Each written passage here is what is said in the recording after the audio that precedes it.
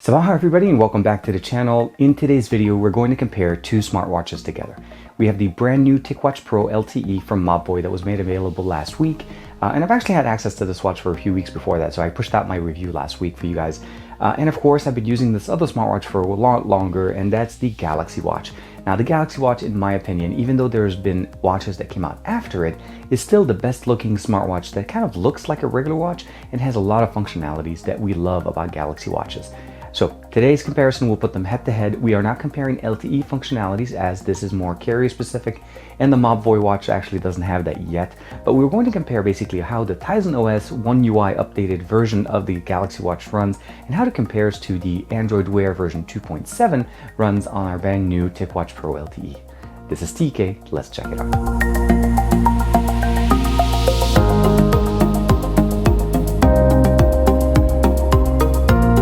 And here we have both watches. On the right, we have the Ticwatch Pro LTE 2019 model. This one again was updated from what we had last year. There's a few little aesthetical differences as well on the fact that it's a little bit lighter. Battery capacity is there. We also have, as I mentioned to you guys, LTE capabilities. And once we have that functioning correctly in the US, I'll make sure to give you guys a full comparison as far as this and the Gear S3 Frontier that I have on basically running Tizen OS that we can compare one-to-one as far as battery life. Now on the left side, what we have here is the Galaxy Watch. This is running the Galaxy Watch One UI update that Samsung pushed out. For the most part, aesthetically, this looks a lot better. The fluidity on the OS is much better. The tiles are much better. And then of course, all the functionalities as far as their apps, the applications, the rotating crown, all of the stuff that we have here are basically present. When we compare one-to-one, what we get between the two watches aesthetically is both of the watches are offering us basically some type of a long battery experience. The Galaxy Watch offers us on average 3 to 4 days worth of usage with a single charge, and that's using it basically full function. There's no, you don't have to turn anything off, and you're going to be receiving basically roughly about 4 days. Now, when we compare that to the TickWatch on the right side, with mixed usage without going any extended battery functionalities, meaning we're using the two displays. You'll notice this is one display, and if I let it sit for a second, it's going to turn on a secondary display that's above the OLED panel that we have. And then this is a much lower power usage, basically, display, and what gives us the ability of going very long durations. But with mixed usage, we usually get about 2 days, 2 solid days of usage. And when we did turn on the LTE and I was able to test it, that does actually drop even on both of these guys, just to give you a heads up. But the main benefit here, of course, is both of them offer us more than 1 day worth of usage. You don't have to necessarily run to actually charge it at the end of the day. Both offers us their own ecosystem, and we'll dive into that. Now, when we're looking as far as aesthetics, both watches offer us microphone and speakerphone functionality, even on their Bluetooth versions. And we have 2 button controls, although not the same functions, but they're very much similar. You'll notice there's a microphone here, as well as a microphone positioned right there. And that's what we're using for being able to interact with either Bixby or the assistant on the smartwatch, as they both support different assistants. They don't support the same one, but they share similar functionalities, as the Google Assistant does interact with smart homes or smart things to be able to give us functionalities that Bixby offers us at the same time. Now, switching it to the back, we have pretty much similar sensors as well as heart rate sensors, motion sensors. This Galaxy Watch does get charged up wirelessly, so there's no pins the way we have it here on the TickWatch. And of course, on the other end, when we look at the speaker is positioned outwards on the side of the watch. And even though the speaker is positioned outward, it is actually kind of positioned under the actual flip. So even I would have preferred it to be somewhere closer to this side so that we have, again, similar, better performance. Because when this is sitting on your hand, you don't want it to basically cover the actual speaker. And it doesn't cover it here, but it does provide it, unfortunately, a little bit of a muffling option, and end up basically meaning that the sound has to go through that little slit that's over here. But other than that, I think overall the aesthetics, we're pretty much looking very similarly here. Both watches are relatively thicker than your average watch. They're not going to win any awards on basically thinness. Although, as you could see, the Galaxy Watch is a little bit thinner. That's something that you want to keep in mind. Both have replaceable straps and that you're able to remove. There's nothing special about these straps. Even on their LTE variants, they do not require you to keep these straps as we used to have them in the past. When we're looking at the displays, we're looking at a 1.39-inch display on the right with the Ticwatch Pro to a 1.3-inch display. And when you're looking at them straight, it's almost hard to tell, but if you notice the circumference on the inside, it's a little bit bigger. On top of the fact that we actually have 2 displays here. So if I touch this, it'll turn on the secondary display, turning off the main display, which enables us to go for up to 30 days with battery usage, basically to be able to use this display as your main display, and it's called the Essential mode. Now the Galaxy Watch does offer us a very nice display. You have the ability of keeping it always on. The battery life and consumption, obviously it drops a lot when you're using this for this really long time. Talking about the specifications, we have a 1.39-inch display to a 1.3-inch display. We have dual displays here on the TickWatch, and then the Galaxy Watch of course has its own standard display. Both have Gorilla Glass as far as protection. Battery capacity is slightly different. We have 415 milliamps here on the right to 472 milliamps, slightly bigger battery, and again, this does go all the way up to 4 days with mixed usage on this exact same functionality, where we get about basically a solid 2 days here on the right. Now, when it comes to the actual RAM and storage, we both have 4 gigs of RAM on both of them. It's like 4 gigs of internal storage, although the RAM is a little bit different. We have a gig of RAM on the right here with the Ticwatch Pro updated from last year's. And then here, if you have the LTE variant of this watch, you get up to 1.5 gigs. And if you're running the BT version, which is what I have here, we have basically 768 megabytes of RAM, so almost a gig, but again, a little bit better than your average, 512, which is what we had again with the Ticwatch Pro from 2018. Talking about operating system, we are running Android Wear 2.7 here. This is the latest version of Android Wear that's been pushed straight to the watch. And the reason why I'm showing you guys all these little things is that those are the functionalities that we get. We have basically functionalities from every single edge of the display. Swiping from the left takes me to the assistant, and I'm able to interact with the assistant, and we'll do a quick sound test there. Swiping from the top gives me access to what connections I have, as well as some of the shortcut toggles. Pressing and holding on the speaker will take me into the volume levels, and of course I can actually go in and type in and go directly into the settings and customize everything that I want. Swiping to the right, from the left to the right, is always a back gesture. We do have a button here to open up the App Store, close it in. Bottom button opens up basically into the exercise tab, and you can customize this functionality. We'll go back here, and you're able to open up basically the Tick Motion applications. These are all the Tick apps for exercise. You can customize it again to whatever app you'd like. In the actual app drawer, you can download and do everything you'd normally do on your smartwatch. There's even a Play Store here to be able to download applications specifically made for our watch. Now, switching it over here on the Galaxy Watch, notifications are sitting on the left compared to what we have them there. Now we do have access to an app drawer that you're able to use the actual spinning crown here to be able to interact with, and of course hitting the top button takes you home. This actually supports Samsung Pay, and it only supports NFC, which is pretty much similar to the way we have it on this watch, as basically we lost the MST functionality when we went to the Galaxy Watch. So NFC payment is supported on both, although this is Samsung Pay and this is Google Pay. Same functionality, same stores will accept both watches. There's no issues there. Now, as far as actual functionality, top here we have the toggles. We have 2 pages of them as opposed to 1 that we have here. And of course, going into the settings gets us into all the configurations and everything. We do have activity trackers, and we do have sync capabilities with Samsung Health, as well as the ability of using the Galaxy app on your smartwatch to be able to download things. Now, the app drawer is very nice and very simple. You do have access to the Galaxy Store to download applications similarly directly to the watch, as well as the ability of interacting with the Bixby action and playing YouTube videos if you'd like. So there's games, YouTube videos, everything that you normally want to do. It is built into these watches. So that's one thing you want to keep in mind. There is no differences between the functionalities, although the way you interact with them is a little bit different. Now, interacting with both of these watches requires applications, and both require 2 applications, and I'll explain to you what I mean.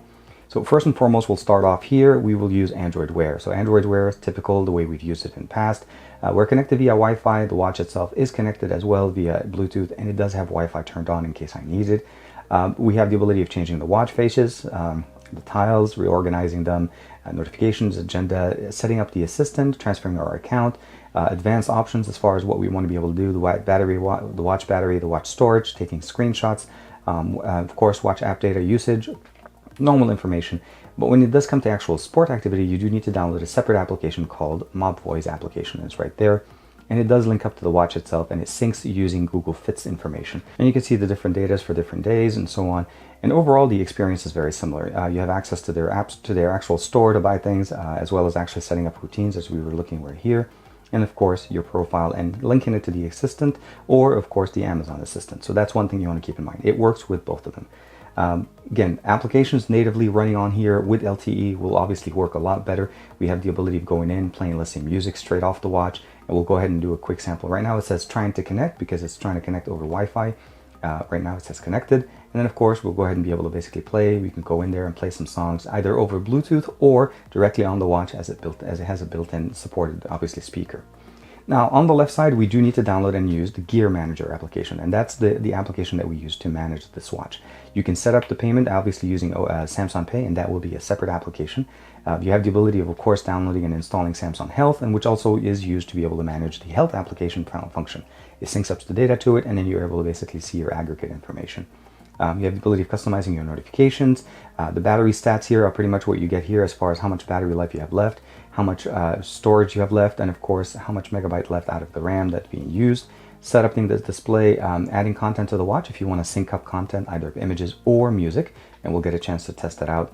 Sync phone settings, of course, about watch, and of course about watch application settings. These are the 3 application services that is needed to be able to run this watch. Now, both of them support some applications that allow us to basically watch YouTube videos. So I'll go ahead and play one here on the left side, my first video on the left, and then we'll switch it over and we'll see how it sounds like on this side. Hello everybody and welcome back to the channel. Today, the video is focusing on the top 10 things.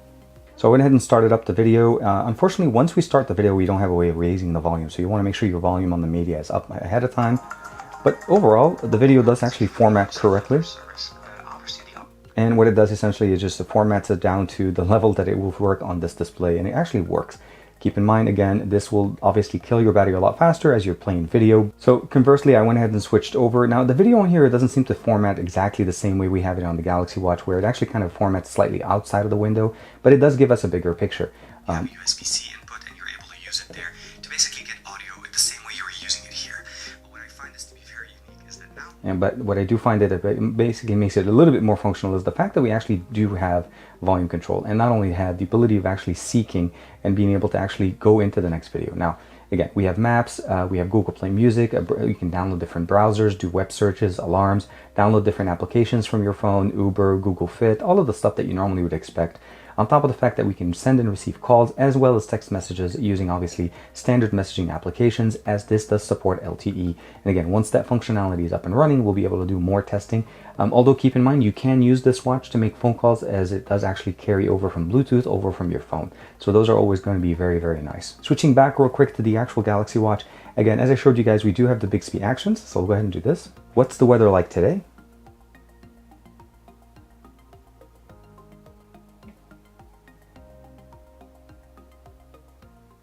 Santa Clarita will see a lot of sun on Monday. And then of course, if we get the same functionality here, we'll just say, what's the weather like today?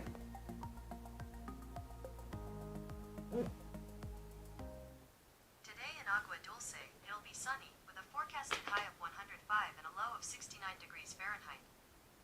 Right now, it's 69 and mostly sunny. So depending on your preference, if you like Bixby and if you already like the Assistant, for me, I'm always going to be a proponent of using the Assistant. Even though I've used this watch for a really long time, I've almost never actually activated Bixby, and it actually did have a function where it was mapped to one of the buttons, and I unmapped it because I just don't use it. Nothing again against Bixby, just for me, from a standard response functionality, I feel like we actually get better answers, as well as also automation connection between both of these devices. If you're using a Samsung SmartThings hub in your home, both of these will function the exact same way, as you're able to initiate the actions directly from Bixby or the Assistant. From an end user point of reference, if you're trying to say basically which one will end up being an easier watch to use, I think both of them have very intuitive operating systems. It will take you maybe about a half a day to get used to where the functionalities are, where the notifications come up from, but I feel like both offer us exactly what you were expecting. Essentially, it's a smooth, easy experience, intuitive experience with access to app stores, watch faces, and both of them support watch faces. You can change them by just pressing and holding on the actual screens, and you have built-in ones, and you can download additional ones directly from their stores. Both support basically their own stores, the Galaxy Store on the, of course, on the Galaxy Watch, as well as the the Google Play Store on the actual Ticwatch Pro watch. So that's the other thing you want to keep in mind, is you can download additional things on them straight on the watch. You don't have to actually download it from the phone. Both will play music. Both have functionalities of actually pairing with Bluetooth connected devices like headphones, and you can go for a run with built-in GPS. So those are really cool. For the LTE functionality, again, I'll do a separate video for that for you guys once we have the full functionality working for us. But as far as the overall experience, I would say this. From a usability and functionality point of reference, although, and I'm going to say that the battery experience is a little bit different, I personally prefer using basically the Ticwatch Pro, mostly because of the integration with the Google Assistant and the ease of use with that. Having 1 gig of RAM on this definitely helped it out. It's a lot faster than what we had from last year's watch. And of course, the functionalities and everything that we get here with Android Wear 2.7 are very nice. I like the fact that we do still get roughly about 2 days worth of usage with this, even though it doesn't go up to 4 days. But again, if you forget to charge it at the end of the day, you're not lost. You just have to charge it the next day. And that's really the main functionality, not having to be basically worried about it.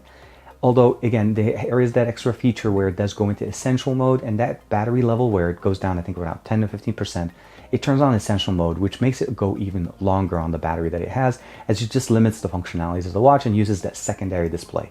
Again, TickWatch has 2 displays where you only have 1 display on the Galaxy Watch. Flipping that coin over to the other side, keep in mind, again, if you're heavily invested in the Samsung ecosystem, you like using Bixby on your smartphone, this is definitely going to be a much better fit for you. Because A, you get up to 4 days worth of usage. B, you get Bixby Actions, all the applications that you normally would be able to do, download on the watch and use them there. And of course, you get that experience of having the same watch working with the same phone, and it works really good. Payments on both of these watches are pretty much the same. As I said, NFC, we don't have MST anymore, so there's no more in that special feature that the watch has that other watches don't have. Although if you're running a Samsung phone, let's say Galaxy devices as far as phones, you do have MST support there, so you're not lost there, so you're not really worried about it. But from a watch standpoint, if you bought this watch and you don't have a Samsung phone, this is something that you won't have. You'll have basically Samsung Pay with NFC as well as Google Pay with NFC. Both of these watches offer us great experience. It'll give you guys a link to both of them in the description below. Price point, they're a little bit more comparable compared to basically, even though it has LTE, it's closer to the price point to the Bluetooth version of the Galaxy Watch. That's something to keep in mind. Let me know in the comments below, what do you guys think of this comparison, as well as what do you guys think about the 2 different ecosystems? Are you Cam Samsung or are you Cam Android Wear? I realize there isn't that much of as far as basically improvements that we've seen over the years with Android Wear, but I do feel like Mobvoi is doing a great job of integrating it and getting it to work really well on their watch. And again, the additional RAM is definitely very helpful on the 2019 model. I'll give you guys a link in the description below, as I think they're still running that special promo where it's about $20 off on Amazon, and you'll be able to save some money. And again, get that LTE watch before the price goes back up, and they turn on the LTE at the end of the month. So it's something to keep in mind. Galaxy watches are always great. Hopefully we'll see another one come out in a little bit over a month at the Unpacked event in New York. But like and subscribe as usual. Thank you very much for the support, and I'll see you guys in the next video.